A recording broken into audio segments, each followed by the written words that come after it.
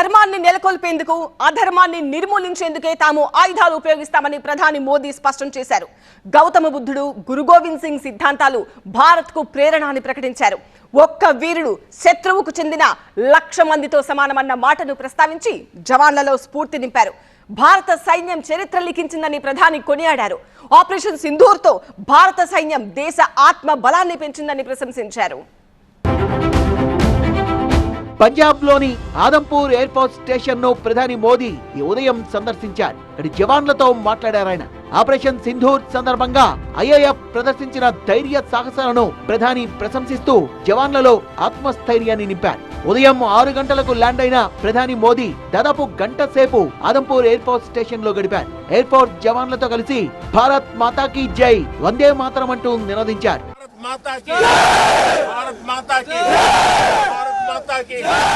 మీ దర్శనం చేసుకునేందుకు వచ్చానని వారితో సవినీయంగా తెలిపారు ప్రధాని మోదీ. जब वीरों के दर्शन का अवसर मिलता है, जीवन धन्य हो जाता। और इसलिए सुबह सुबह ही आपके दर्शन करने के लिए यहाँ पहुंचे। आज से अनेक दशक बाद भी जब भारत के इस पराक्रम की इच्छा होगी, तो उसके सबसे प्रमुख अध्याय आप और आपके साथी होंगे. ఆపరేషన్ సింధూర్ ఒక మామూలు సైనిక విన్యాసం కాదన్న ప్రధాని ఇది భారతదేశ విధానాలు, నిజాయితీ, సామర్థ్యాల త్రివేణి సంగమం అని కొనియాడారు. ఇది బుద్ధుడు పుట్టిన భూమి మాత్రమే కాదు, గురు గోవింద్ సింగ్ చరిత్రని కూడా గుర్తు చేశారు ప్రధాని.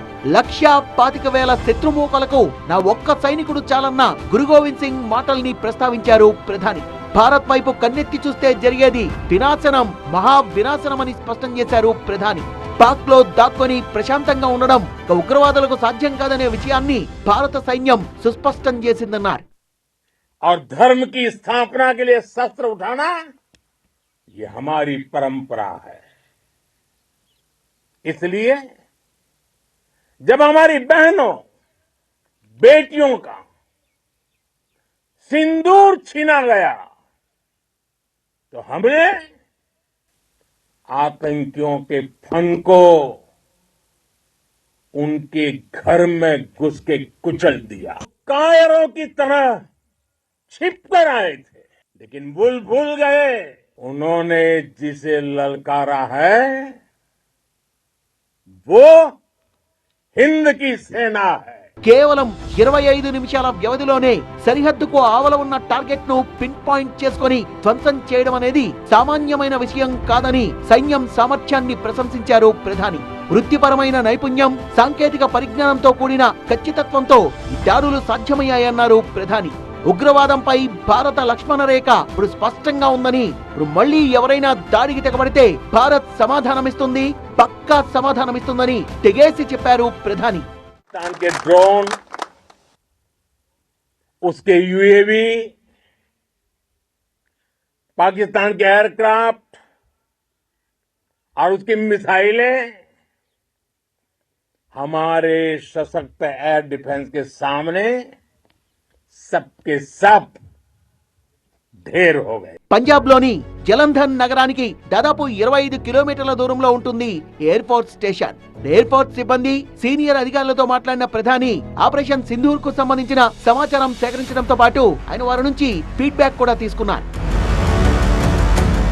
వెస్టర్న్ ఎయిర్ కమాండ్ లో ఉన్న 14 ఎయిర్ బేస్ల్లో ఒకటి ఆదంపూర్. పాక్ సరిహద్దు నుంచి 300 కిలోమీటర్ల దూరంలో ఉంటుంది. భారతదేశంలో రెండో అతిపెద్ద సైనిక స్థావరంగా దీన్ని చెప్పుకోవచ్చు. ఇక్కడ 70కి పైగా యుద్ధ విమానాలుంటాయి. S-400, MiG-20 అత్యాధునిక ఎయిర్ డిఫెన్స్ వ్యవస్థకు ఇది పటిష్టమైన స్థావరం.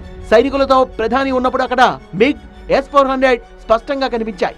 ఎయిర్పోర్ట్ స్టేషన్ పై తాము దాడి చేశామని పాకిస్తాన్ పలికిన ప్రగల్భాలకు ప్రధాని మోదీ ఈ పర్యటన ద్వారా ధీటైన సమాధానమిచ్చారు.